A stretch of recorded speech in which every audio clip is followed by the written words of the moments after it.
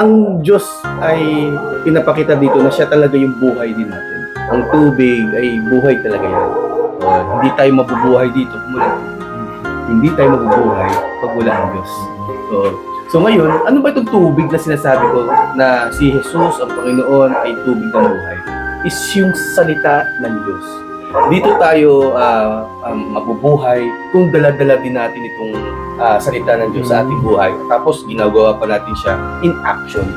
Kung tayo man ay nakakabilig na ng mabuting balita, dito mababago yung buhay din natin.